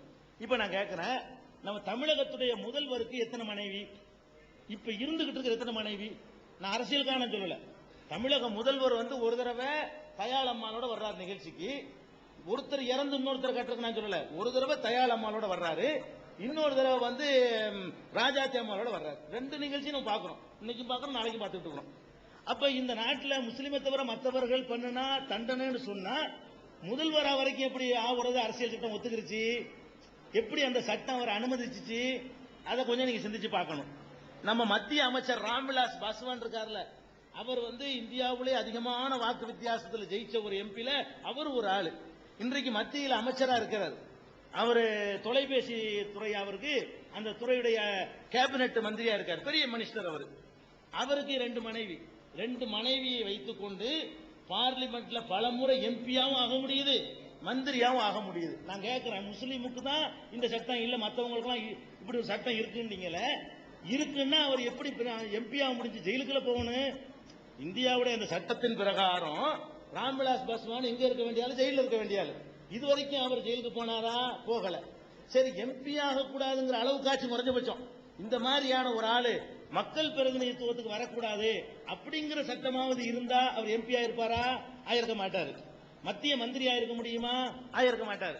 இதெல்லாம் உதாரணத்துக்கு நான் சொல்லக்கூடிய 1-2, உதாரணத்துக்கு சொல்லக்கூடிய 1-2. அவர்கள் எந்த கட்சியில் இருக்கிறாங்க என்ற அடிப்படையில் நான் சொன்னது கிடையாது. இப்ப நான் உங்கள்ட்ட கேட்க வேண்டிய என்ன தெரியுமா? இது ஒரு பக்கம் இருக்கட்டும். இது போக இந்தியாவில் ஹைகோர்ட்ல, சென்னை ஹைகோர்ட்ல, கர்நாடக ஹைகோர்ட்ல, டெல்லியுடைய ஹைகோர்ட்ல, சுப்ரீம் கோர்ட்ல, கல்கத்தாவுடைய ஹைகோர்ட்ல, இந்த 5 கோர்ட் எடுத்துக்கிறங்க. இந்த 5 கோர்ட்டுகள்ல உள்ள சில வழக்குகளை எல்லாம் நாங்க ஆய்வு பண்ணோம். இந்த 5 நீதிமன்றங்கள்ல என்ன வழக்கு தெரியுமா? என்னுடைய புருஷன் வந்து 2வது கல்யாணம் பண்ணிட்டாரு அப்படின்னு சொல்லி முதல் மனைவி, இந்து மதத்தை சேர்ந்த முதல் மனைவி வழக்கு போடுறாங்க. எங்க போடுறாங்க? சென்னை உயர்நீதிமன்றத்தில் போடுறாங்க, கர்நாடகாவுடைய உயர்நீதிமன்றத்தில் போடுறாங்க, கல்கத்தாவில் போடுறாங்க, டெல்லி ஹைகோர்ட்லயும் போடுறாங்க, சுப்ரீம் கோர்ட்டுக்கு பாருங்க உச்ச நீதிமன்றம் அதுலயும் போடுறாங்க. இந்த வழக்குகள் நீதிமன்றங்கள்ல விசாரணைக்கு போகுது. நீதிபதி விசாரிக்கிறார். விசாரிச்சு அதாவது போடுது, என் புருஷன் நான் இருக்கும்போது இன்னொருத்தைய கல்யாணம் பண்ணிட்டான், இதான் கேஸ். இந்த கேஸ் போட்ட உடனே கோர்ட் என்ன சொல்லுது தெரியுமா? அதை விசாரிச்சுக்கிட்டு என்னமாவது ஒரு ஓட்டைய பார்த்து, என்ன ஓட்ட தெரியுமா? இந்த 2வது கல்யாணம் பண்றதா சொல்றீங்க, 2வது கல்யாணம் பண்ணது நெசந்தான், அதுல சப்தபதின்னு ஒரு சடங்கு இருக்குது, அது அதுல இல்ல இல்ல, அதனால 2வது கல்யாணம் பண்ணவில்லை என்று நாங்கள் தீர்ப்பளிக்கிறோம். கோர்ட்டு தீர்ப்பளிக்குது. அதாவது கல்யாணம் பண்ணும்போது ஒரு சடங்கு அப்படி விட்டுருணுமா, விட்டுட்டோம்னு சொன்னா இவர் என்ன பண்ணலையா, 2வது திருமணம் செய்த குற்றத்தை இவர் செய்யவில்லை அப்படின்னு சொல்லி 50 வழக்குகள்ல, இந்த 5 கோர்ட்டுகள்ல 50 வழக்குகள்ல தீர்ப்பளிக்கப்பட்டு அந்த தீர்ப்புகளை வந்து நாங்கள் புத்தகமா வெளியிட்டு இருக்கிறோம். ஈஸ்வரி சகோதரிக்கு வந்து அந்த புத்தகம் ஒன்று உங்களுக்கு தருவோம். நம்ம நாட்டுடைய நீதிமன்றங்கள் வந்து பெண்களுக்கு எதிராக எப்படிப்பட்ட தீர்ப்புகள் அளிக்குது. நான் கேட்கிறேன், இப்ப இவங்கெல்லாம் நம்பவர் யாரு? என் புருஷன் வேற கல்யாணம் பண்ணிட்டான்னு வழக்கு கொண்டு போனதெல்லாம் முஸ்லிம்கள் அல்ல, முஸ்லிம் அல்லாத பெண்கள் வழக்கு கொண்டு போறாங்க. அங்க நீதிமன்றம் என்ன சொல்லுதுன்னு கேட்டா, நீ வந்து மாலை மாத்திக்கிறல, நீ வந்து மோதிரத்தை மாத்திக்கிறல, நீ வந்து அம்மி மிதிக்கல, அவ வந்து அருந்ததி பார்க்கல, நீ வந்து சப்தபதி நடத்தல, அதனால அந்த தப்பு நடக்கல. வாழ்றதான் தப்பு இல்லையா, 2 பொண்டாட்டியோட வாழ்ந்துக்கிறலாமா, ஆனா அந்த சப்தபதி நடக்காதனால அவர் இந்த குற்றவாளி இல்லையா. அப்ப 2ஓட ஒரு வாழ்க்கை நடத்த போறாரு. இப்ப 2 பேரோட வாழ்க்கை நடத்துறத இந்தியாவில் உள்ள சுப்ரீம் கோர்ட்டும் ஹைகோர்ட்டுகளும் 4 ஹைகோர்ட்டுகளும் ஒரு சுப்ரீம் கோர்ட்டும் சேர்ந்து பல ஏராளம் இந்தியா பூரா தேர்ந்தெடுத்தா அதிகமா வரும், அதை வந்து அனுமதிக்கிறாங்களே. என்ன சட்டம் இந்த நாட்டில் இருக்கு நான் கேட்கிறேன். இது போட்டும். இது அல்லாம இப்படி ஒன்று எடுத்துக்கிறங்க, ஒரு மனுஷன் கல்யாணம் பண்ணிட்டான், இன்னொரு கல்யாணம் பண்ணக்கூடாதுல்ல, சரி, இன்னொரு கல்யாணம் பண்ணாம வப்பாட்டி வச்சுக்கலாமான்னு கேட்டா அதுக்கு சட்டம் இருக்கான்னு பிரட்டி பாருங்க. கல்யாணம் பண்ணக்கூடாதுங்க, கல்யாணம் ஒருத்தி பண்ணிக்கிற வேண்டியது, ஒரு 3 வப்பாட்டி வச்சுக்கிற வேண்டியது. இதுக்கு என்ன செக்ஷன்? வக்கீல் படிச்சவங்க போய் கேளுங்க, இது செக்ஷன் இருக்கா? இதுக்கு ஏதாச்சும் தப்பே கிடையாது. இந்தியாவுடைய சட்ட பிரகாரம் வப்பாட்டி வச்சுக்கிறது தப்பே கிடையாது, கல்யாணம் பண்றது மட்டும்தான் தப்பு. கல்யாணத்துல இந்த 100% சடங்கோட செய்யறதுதான் தப்பு. 1-2 சடங்கை விட்டுட்டு செஞ்ச தப்பு இல்ல. இந்தியாவுடைய சட்ட பிரகாரம் முஸ்லிம் அல்லாத மக்களுக்கு என்ன சட்டம் கேட்டா, முஸ்லிம்களுக்கு இது இல்ல, முஸ்லிம் அல்லாத மக்களுக்கு என்ன சட்டம் கேட்டா, ஒருத்திய கல்யாணம் பண்ணிக்க, இன்னொருத்திய பண்றதா இருந்தா ஏதாச்சும் ஒரு சடங்குல விட்டுப்படும். 1000 சடங்கு இருக்கும்ல, அதுல ஏதாச்சும் ஒண்ணு அம்மி மிதிக்காத, இல்லாட்டி அருந்ததி பாக்குறது விட்டுரு, இல்லன்னா வந்துகிட்டு அந்த சப்தபதி மந்திரம் இருக்கும், கோர்ட்ல சொல்றான் சப்த, எனக்கு என்ன தெரியல, சப்தபதி நடக்கவில்லைன்னு சொல்லியிருக்கிறான், சப்தபதியை விட்டுவிடு இப்படின்னு சொல்லி கொடுக்கிற நிலைமையில கோர்ட்டுடைய தீர்ப்புகள்லாம் இருக்குது. அப்படி விருப்பம் இல்லையா, சும்மா வச்சுக்க, அன்னபீசியலா வச்சுக்க, ஒருத்தைய கல்யாணம் பண்ணிக்க, அபிஷியலா ஒண்ணு, அன்னபீசியலா எத்தனை வேண்டாம் வச்சுக்க அப்படின்னு அனுமதித்தால், இதுல ஒருவனுக்கு ஒருத்திங்கிறது எங்க இதுல இருக்குது? இப்ப அதுக்கு எங்க இந்த நாட்டு சட்டம் பாதுகாப்பா இருக்குது? இஸ்லாம் என்ன சொல்லுதுன்னு கேட்டா, இப்படி எல்லாம் வப்பாட்டி வைக்கிற அளவுக்கு நீ போயிட்டேன்னு சொன்னா அதை விட முறைய கல்யாணத்தை பண்ணிக்க. யாருக்கு இதை சொல்லுது? எல்லா பயிலும் போய் 4 கட்டிக்கன்னு சொல்லல. ஒருத்தர் இருக்கிறான், பொண்டாட்டி கல்யாணம் பண்ணி விட்டான், வப்பாட்டி தான் வைக்குவான், அந்த லெவலுக்கு அவனுடைய நிலைமை இருக்குது. அப்படிப்பட்ட ஒருத்தனா இருந்தான்னு சொன்னா நீ வப்பாட்டின்னு வைக்காம அபிஷியல் அவளுக்கு மரியாதை கொடுத்து, அவளுக்கு உரிமை கொடுத்து, அவளை மனைவிங்கிற அந்தஸ்து கொடுத்து, அவளுக்கு பிறக்கக்கூடிய குழந்தைய வாரிசு டிக்ளேர் பண்ணி அதை செய். வப்பாட்டின்னு போய் அவ குடும்பம் நடத்துற, பெற்ற அவளுக்கு பிறகு குழந்தை தெருவில் விட்டு வந்துடுற, அவளுக்கு பெண்ணு தானே. அப்ப சட்டப்படி வப்பாட்டி வைக்கிற நிலைமைக்கு போகக்கூடியவன் அப்படி போயிடாதப்பா, முறையா கல்யாணம் பண்ணிக்கங்க. எல்லாரும் செய்யறதா இது. அப்ப என்ன செய்யணும்? ஒருவனுக்கு ஒருத்தி என்பதை இந்த நாட்டில் ஒழிக்கிறதா இருந்தா விபச்சாரத்தையும் ஒழிக்கணும்ல. விபச்சாரத்துக்கு இந்த நாட்டில் தடை கிடையாது. எந்த ஆம்பளை 100 பொம்பளைகிட்ட போனாலும் சரி, அது இந்த நாட்டில் குற்றமா? குற்றமே கிடையாது. எந்த பொம்பளை எத்தனை ஆம்பளைகிட்ட போனாலும் குற்றமா? குற்றம் கிடையாது. இந்த நாட்டில் வந்து கற்பழிக்கிறது மட்டும்தான் குற்றமே தவிர, நம்ம நாட்டில் மட்டும் இல்ல, உலகத்தில் உள்ள 90% நாடுகள்ல என்ன சட்டம் கேட்டா, விரும்பாம இருக்கும்போது கற்பழிக்கிறான் பாருங்க, அதான் குற்றம். 2 பேர் விரும்பி பண்ணிக்கிட்டாங்கன்னா எதுவும் குற்றம் இல்லை நாட்டில். இல்ல என்ன பெண்களுக்கு என்ன இதுல பாதுகாப்பு இருக்குங்கிற இல்ல.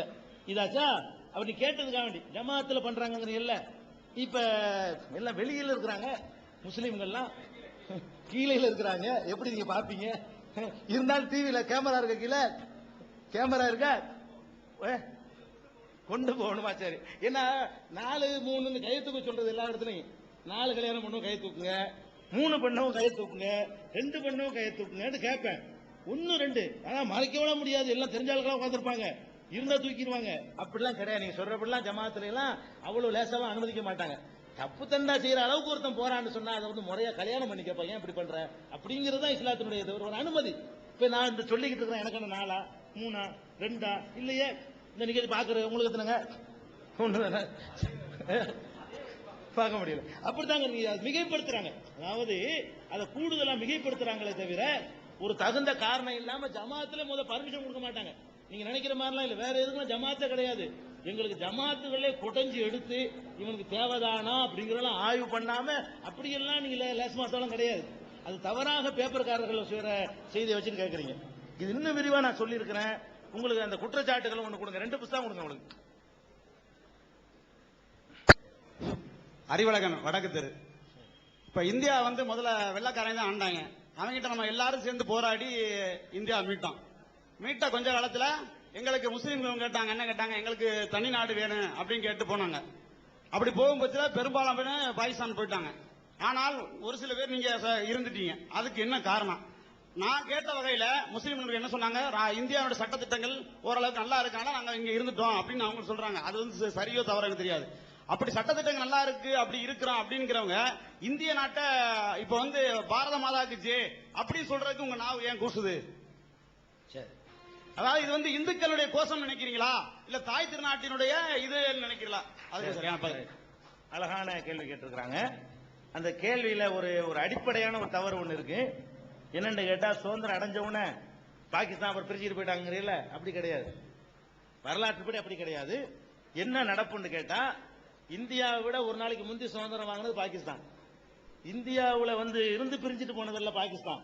சுதந்திரம் கொடுக்கும் பொழுது முதல் சுதந்திரம் யாரு கொடுத்தான்? அவங்களுக்கு தான் கொடுத்தான். அதுக்கு அப்புறம் தான் நமக்கு ராத்திரி தான் கொடுக்குறான் சுதந்திரம், அவங்களுக்கு தான் காலையில கொடுக்குறான். அப்ப சுதந்திரத்தை வாங்கினது யாரு? பாகிஸ்தான்காரங்க. அதாவது நாட்டை விட்டுட்டு போகும் பொழுது அவன் 2 ஆக்கிட்டு தான் போனானே தவிர சுதந்திர இந்தியாவில் 2 நாடு உருவாகல. நீங்க விளங்கிக்கணும். நாடு சுதந்திரம் அடைஞ்ச பிறகு அதுல இருந்து நம்ம ஃபைட் பண்ணி முஸ்லிம்கள் தனியா யாரும் பிரிஞ்சு போயிட்டாங்களா, அப்படி போகல.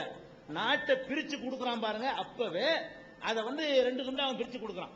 சரி, எதனால இந்த பிரிவினை? இந்த பிரிவினையினாலதான் முஸ்லிம்களை எல்லாம் நிறைய பேர் தப்பா நினைக்கிறாங்க, தீவிரவாதி பிரிவினைவாதி என்று சொல்லி.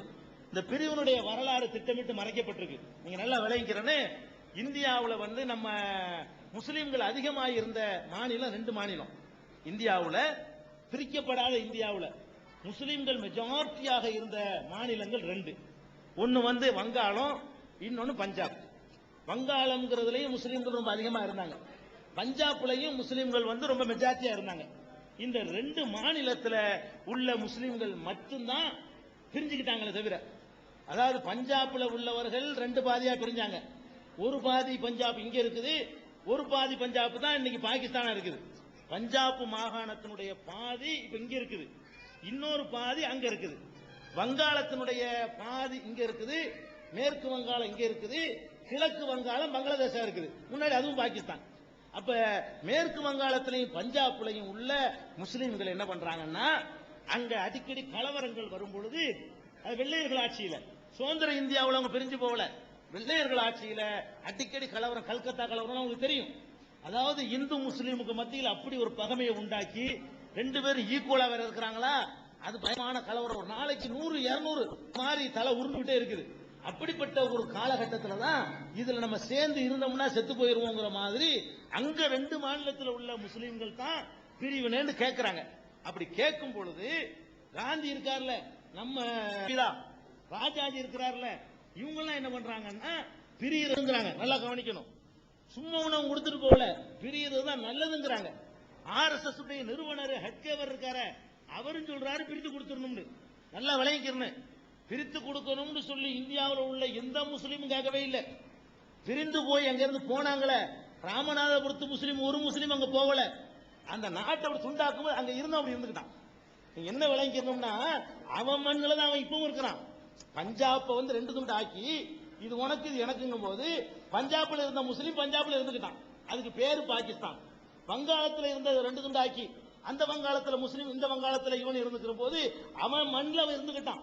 நாங்க ராமநாதபுரத்துல இருந்தோ, மதுரையில இருந்தோ, தஞ்சாவூர்ல இருந்தோ, கும்பகோணத்துல இருந்தோ, ஹைதராபாத்ல இருந்தோ யாரும் எடுத்தேறி பாகிஸ்தானுக்கு போகல. நீங்க நல்லா விளங்கிக்கணும். அப்ப இங்க உள்ள தலைவர்களும் வெள்ளையர்கள்ட்ட கோரிக்கை வைக்கிறாங்க. முஸ்லீம் கோரிக்கைனால நாடை பிரிச்சு தரல. இங்க உள்ள சில பேர் என்ன பண்ணாங்கன்னு கேட்டா, பிரியாமல் இருந்தால் முஸ்லீம் மெஜாரிட்டின்னு ஒன்று உண்டாயிரும். நாடு பிரியாம இருந்தா நிறைய பஞ்சாப்ல இருந்து ஒரு 40 முஸ்லீம் எம்பி வருவான், வங்காளத்துல 40 முஸ்லீம் எம்பி வருவான், இங்கிட்ட இருந்து ஒரு 60-30 பேர் வந்துருவான்.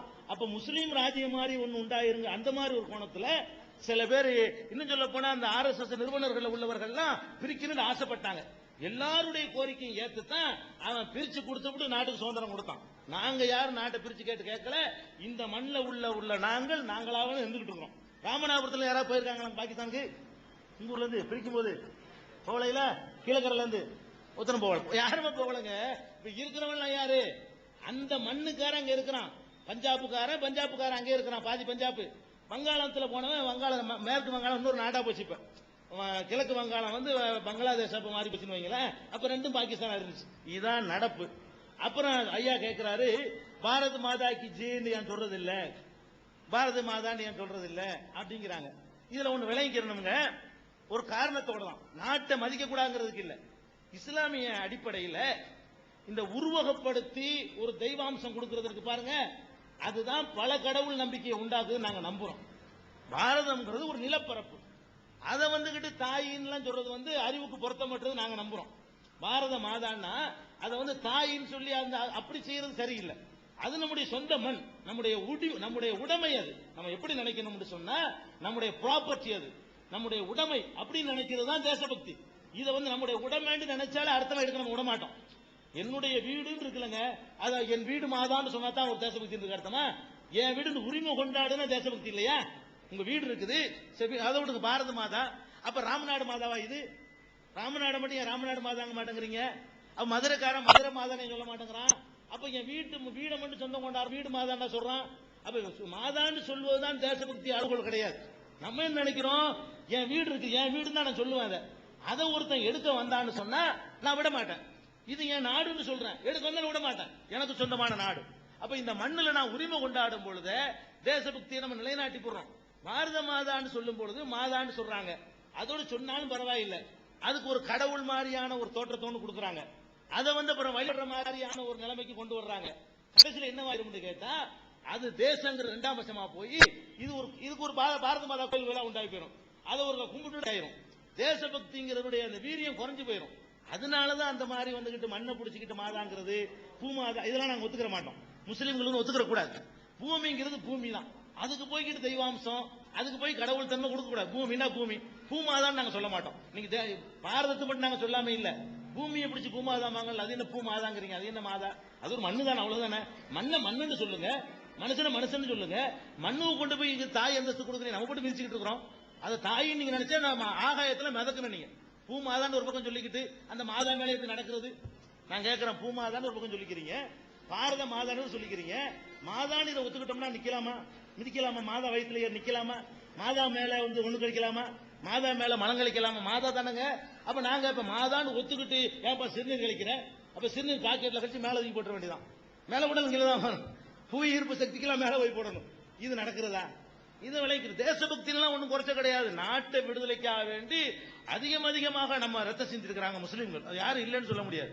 குஷ்வந்த் சிங் சொல்றாரு இல்லஸ்டேட் வீக்லியில, முஸ்லீம்கள் தங்கள் சதவீதத்தை விட அதிகமாக இந்த தேச விடுதலைக்கு பாடுபட்டிருக்காங்க. நாங்க இருக்கிறோம் 20% நாட்டில், அது தியாகத்தில் 30க்கு மேல பண்ணியிருக்கிறோம் சதவீத கணக்கில் அப்படின்னு இல்லஸ்டேட் வீக்லியில ஆசிரியர் இருக்கும்போது குஷ்வந்த் சொல்லியிருக்காரு. என் பேரு மீசாமி, ஒரு முதுவலத்து. ஆடு மாடு போன்ற உயிர்களை குண்டு சாப்பிடக்கூடாது, அது பாவம்ங்கிறது எல்லா மதத்தினுடைய கொள்கை. ஆனா முஸ்லிம்கள் ரம்லான் நோன்பு இருக்கக்கூடிய தினங்களில் கூட 30 நாளும் புலிகளை கொண்டு சாப்பிடுகிறார்கள். கொல்லாமையை பற்றி குர்ஆனில் எது சொல்லப்படவில்லையா? அப்படி சொல்லப்பட்டு இருந்தும் ஏன் இஸ்லாமியர்கள் கடைபிடிக்கவில்லை என்பது எனது கேள்வி. இந்த கேள்வி ரொம்ப அழகான கேள்விதான்.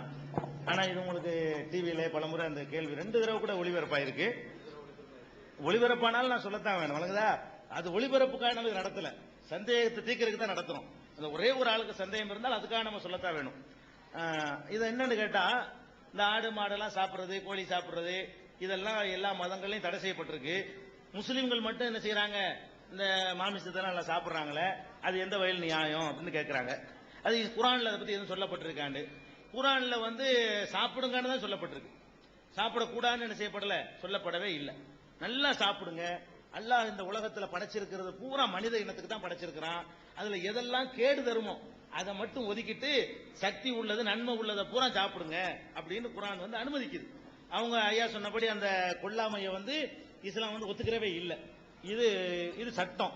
ஆனா எது சரி, அது சட்டம் சொன்னா பத்தாதுல சரியா அப்படின்னு பார்த்தோம்னா, இந்த கொல்லாமை இருக்கு பாருங்க, அதாவது உயிரினங்களை நம்ம சாப்பிடக்கூடாது, அது பிராக்டிக்கலா சாத்தியமாகாத ஒரு தத்துவம். கேட்கத்தான் நல்லா இருக்குமே தவிர பிராக்டிக்கலா திங்க் பண்ணி பாத்தீங்கன்னு சொன்னா அது அறவே சாத்தியப்படாத ஒரு தத்துவம். அந்த தத்துவத்தின் பிரகாரம் பார்த்தோம்னா நம்ம தண்ணி கூட குடிக்க கூடாது. தண்ணி குடிக்கலாமா? நீங்க பச்சை தண்ணி எடுத்து நீங்க சோதனைக்கு உட்படுத்தினீங்கன்னா அதுக்குள்ள ஆயிரக்கணக்கான உயிரினங்கள் இருக்குது, தண்ணியில இருக்குது. அந்த காலத்துல நமக்கு தெரியல, கண்டுபிடிக்காம போயிட்டான். இன்னைக்கு வந்து நீங்க லேபில் போய் பார்க்கலாம். அதை இந்த லேபில் போய் காட்டி தண்ணியை கொடுத்தீங்கன்னா குடிக்கிற தண்ணியில ஆயிரக்கணக்கான லட்சக்கணக்கான உயிரினங்கள், பாக்டீரியா, கிருமிகள் எல்லாம் அதுல இருக்குது. அந்த உயிரினங்கள்லாம் உள்ள இருக்கும்போது நம்ம திங்கிறோம். இப்ப எதை திங்கிறீங்க? எல்லாருமே தண்ணியை குடிச்சா கூட லட்சக்கணக்கான உயிரினத்தை சாப்பிடத்தான் செய்யும். அந்த தண்ணியை வந்து சுட வச்சு குடிச்சேன்னு வைங்க, அது வெந்து போயிடும், சூப்பாயிரும். அவ்வளவுதான். பச்சை தண்ணியை குடிச்சீங்கன்னா பச்சையா சாப்பிடுறீங்கன்னு அர்த்தம். சுடு தண்ணியா குடிச்சோம்னு சொன்னா சூப்பு வச்சு குடிக்கிறோம்னு அர்த்தம். உயிரினங்களை மனுஷனே இல்ல உலகத்துல. நீங்க தண்ணி குடிக்கிறவனா மட்டும் இருந்தாலும் சரிதான், அதுல உயிர் இருக்கத்தான் செய்யுது. அப்ப உயிரினம் அது என்ன சின்னது பெருசுல பாரபட்சம்? ஆடுக்கு இருக்கிற அதே மாதிரி அத்தனை அம்சமும் பாக்டீரியா அந்த கிருமிகளுக்கு உண்டு. அதுக்கும் உணர்வு உண்டு, அதுக்கு இனவிருத்தி உண்டு, வயிறு உண்டு, அதுக்கும் இன்னும் உண்டு, அதுக்கும் காது உண்டு, அதுக்கும் இயங்கக்கூடிய ஆற்றல் உண்டு, ஊர்ந்து செல்லும், போகும், வளரும், பெருகும், எல்லாம். ஒரு ஆடு மாட்டுக்கு இருக்கிற அம்புட்டு அம்சமும் அந்த கிருமிகளுக்கு தான் இருக்குது. அதை நம்ம சாப்பிடத்தான் செய்கிறோம். அது போகட்டும், இன்றைய அறிவியல் உலகத்தில் நம்ம வாழ்ந்துகிட்டு இருக்கிறோமே, இந்த தாவரங்களுக்கும் உயிர் இருக்குங்கிறான். உயிர் இல்லாட்டி வளராது. உயிர் இல்லைன்னு சொன்னா எப்படி வளரும்? அதுல ஒரு உயிர் இருக்க போய் தான் செய்யுது, வளருது, அப்புறம் பூக்குது, காக்குது, அப்புறம் கனியுது, அப்புறம் அழுகுது, விழுகுது, எல்லாம் நடக்குதுல. இதெல்லாம் எதனால நடக்குது? இதெல்லாம் மூப்பு இந்த இதுல அப்படிலாம் நடக்காது. இந்த பலகை இருக்கு பாருங்க, இது வந்து காய்க்காது, வளராது, இது உசுறு இல்லைன்னு சொல்லிட்டு போங்க. அப்ப நம்ம கத்திரிக்காய் சாப்பிடறோம்னா அதுல உயிர் இருக்கா இல்லையா? அதுல உயிர் இருக்குது. உருளைக்கிழங்குல உயிர் இருக்குது, தக்காளியில உயிர் இருக்குது. அதுக்கு தான் தெரியும் அதனுடைய துன்பம், நமக்கு தெரியாது. சின்ன கிருமிகள் அழுகுறது நமக்கு விளங்காது. நீங்க ஆட்டை அடிச்சீங்கன்னா அது வந்து அடியில கத்துறது பேண்ட் ஒரு சத்தம் இருக்கும். அந்த காதுல வந்து அதனுடைய தைராய்டு எல்லாம் அப்படி கடவுள் அப்படி அமைச்சு வச்சுக்கிறனால சத்தம் வெளியே கேட்குது. எலியை பிடிச்சி மிதிங்க சத்தமே வராது. சத்தம் வரலைங்கிறதுனால வேதம் இல்லைன்னு அர்த்தமா? சில பிராணிகள் சத்தம் போட நமக்கு விளங்காது. அந்த மாதிரியான உயிரினங்கள் அங்கேயும் துடிக்கத்தான் செய்யுது. அதை நீங்க விளைவிக்கிறணும். தொட்டார் சினிங்கின்னு ஒரு இலை இருக்குது, இப்படி தொட்டோட சுருங்கிக்கிறோம். நீங்க பார்த்திருப்பீங்க, தொட்டார் சுருங்கிம்பாங்க, சில பக்கத்துல தொட்டார் சினிங்கிம்பாங்க. அந்த மரத்துக்கிட்ட அப்படி தொட்டவன் என்ன செய்யணும், விரிஞ்சாப்புல இருக்கும் இலை, தொட்டவன் என்ன இப்படி சுருங்கிக்கிறோம். பார்த்திருக்கீங்களா இல்லையா? இன்னும் சொல்ல போனா அந்த சூரியகாந்தி பார்த்திருக்கீங்களா? சூரியகாந்தின்னு ஒரு பூ இருக்குது. அதுக்கு பேரே சூரியகாந்தி, சூரியனுடைய காதலி. காந்தினா காதலின்னு அர்த்தம், காந்தம், ஈர்ப்பு. அப்ப சூரியனுடைய காதலின்னு அதுக்கு பேர் வச்சிருக்கான். ஏன் அப்படி வச்சிருக்கான்னு கேட்டா, காலையில பாத்தீங்கன்னா இங்கிட்டு இருக்கும், கிழக்க நோக்கி இருக்கும் காலையில. ஏன்னா சூரியன் கிழக்க இருக்கிறதுனால சூரியன் இப்படி வரும்போது இப்படி வந்துடும். சூரியன் இப்படி வருதுன்னு வைங்க, இப்படி இருக்கு அந்த பூ. சூரியகாந்தி பூ இப்படி, அதை சூரியனை காதலிக்கிறோம். அப்படி சூரியன் இப்படி வரும்போது இப்படி திரும்பிக்கிறோம். அது மறையும் போது இப்படி இருக்கும் அந்த பூ. ராத்திரில இப்படி போயிடும். சூரியன் கீழே போனோம்னு அப்படி ஆடி போய் புருஷன் இல்லாம கொண்டாடி விதவை போயிடும். அந்த மாதிரி இப்படி போய் தொங்கி போயிடும். மரம் காலில் இப்படி எந்திரிக்கும் ஃப்ரெஷ்ஷா. அப்ப இந்த சூரியனை போய் காது இது உசுறு இல்லாமையா என்னமோ ஒரு உணர்வு விளங்குதுல. மேகமான நேரத்துல சூரியகாந்தி பூ வச்சுட்டு நம்ம திசையை கண்டுபிடிச்சிடலாம், நேரத்தை கண்டுபிடிக்கலாம். சூரியகாந்தி நமக்கு கூட தெரியாது, மேகம் மறைச்சிருக்கு, அது கரெக்டா கண்டுபிடிச்சிடும். இந்த இடத்துல சூரியன் இருக்குங்கிறத அது விரிஞ்சு இப்படி காட்டும். அப்ப இது 11 மணியா இருக்கும், இப்படி இருந்தா அது 12 மணியா இருக்கும், இப்படி சாஞ்சிருந்தா அது வந்து 2 மணியா இருக்கும்னு சொல்லி சூரியகாந்தி பூ வச்சுக்கிட்டு நம்ம வந்து டயத்தை நிர்மாணிக்கலாம். சூரியனை நம்ம பார்க்க முடியல, அது கரெக்டா நம்மளோட இவ்வளவு ஷார்ப்பா பார்க்குது பாருங்க. அப்ப இது உயிர் இல்லாமையா? அது எப்படி? அப்ப சூரியகாந்தி பூல எண்ணெய் எடுத்து சாப்பிடறோம். எப்படி சூரியகாந்தி எண்ணெய் கொழுப்பற்றது விளம்பரம் பண்ணி விற்கிறான், அதை எப்படி நம்ம சாப்பிடுறது? எல்லாத்துலயும் உயிர் இருக்குங்க, வாழ முடியாது மனுஷன். அதை விட்டுருங்க. நீங்க வந்து இப்ப கண் பார்வை இல்லைன்னு போறீங்க, கண் பார்வை கம்மியா இருக்குது, டாக்டர் சொல்லுவாரு மீன் சாப்பிடுங்க பாரு. ஐயா நான் வந்து சைவம், அப்படியா மீன் மாத்திரை தர சாப்பிடுங்க பாரு, வாங்கி சாப்பிடுறோம். அது என்ன இது என்ன மீன் என்ன மீன் மாத்திரை என்னங்கிறேன். மீன்ல இருந்து உள்ள ஆயில் எடுத்து தான் அவன் டிப்ல அடைச்சி மாத்திரையா விற்கிறான். மீன்ல எடுக்கிற ஒரு ஆயில் தான் அது. அப்ப மீனை சாப்பிடக்கூடாதுன்னு சொல்லிவிட்டு மீன் எண்ணெயை சாப்பிடுறோம், அந்த மாத்திரையை சாப்பிடுறோம். இதெல்லாம் விளங்கிக்கணும். மனிதனுக்கு தேவையான சத்து புரோட்டீன் அதிகமா இதெல்லாம் கிடைக்குது. இன்னும் சொல்ல போனா 90% மக்கள் அசைவமா செய்வோமா? 90% மக்கள் என்ன சாப்பிடுறாங்க? நடைமுறைக்கு சாத்தியமா இருந்தா அதிகமான மக்கள் கடைப்பிடிக்கணுமா? இல்லையே. இன்னும் சொல்றேன் கேளுங்க, இந்த அசைவத்தையும் சைவத்தையும் சேர்த்து சாப்பிடுறதுனாலதான் சைவம் சாப்பிடுற ஆளுங்க உலகத்துல வாழ முடியுது. எல்லாரும் அசைவமா மாறணும்னு வைங்க, சைவமா உருளைக்கிழங்கு 200 ரூபாய் விற்கும். நாங்க இந்த கறி மீன் நடந்துக்கிறதுனாலதான் விலை ஏறாம இருக்குது. எல்லாரும் உருளைக்கிழங்கு போய் கேட்டோம்னா விலை ஏறமா ஏறாதா? எல்லாரும் உருளைக்கிழங்கு கத்திரிக்காய் பருப்பு சாம்பார்னா பருப்பு 300 ரூபாய், கத்திரிக்காய் 200 ரூபான்னு வித்து போயிடும். வாழ முடியாது. அப்ப நிறந்து பலவிதமான உணவுகளை அப்படி இப்படி கலந்து மீன் அப்படின்னு சாப்பிடுறதுனாலதான் எல்லாமே சமமான முறையில வாழ முடியுது. இல்லைன்னு சொன்னா ஒரு குறிப்பிட்ட உணவைத்தான் எல்லாரும் சாப்பிடணும் முடிவெடுத்தீங்கன்னா மனிதன் உலகத்துல வாழ முடியாது, செத்து போயிடும். நிறைய பொருள்கள் கிடைக்காம போயிடும். அதனால சைவம் சாப்பிடுற மக்களுக்கு கூட அசைவம் சாப்பிடுற மக்கள் உதவி செய்யறாங்கன்னு நினைக்கணும். இப்ப நாங்கெல்லாம் இந்த ஆடு மாடு திங்கிறனால உங்களுக்கு கத்திரிக்காய் கிடைக்குது. நாங்க வாடுகிட்டு நாங்களும் கத்திரிக்காய் உள்ள கலந்துட்டு போனா அது கிடைக்காம போயிடும். அப்ப நம்ம என்ன செய்யணும்? சைவத்தை விரும்பக்கூடிய மக்கள் நன்றி செலுத்தணும். இங்க எல்லாம் வராதனால நமக்கு சீப்பா கிடைச்சிட்டு இருக்கு. எல்லாரும் போட்டிக்கு வந்தாங்கன்னா என்ன வருது அப்படி நினைச்சுக்கணுமே தவிர அதான் அதுக்கு உள்ள வழக்கம். சரி, சகோதரர்களுக்கு ஒரு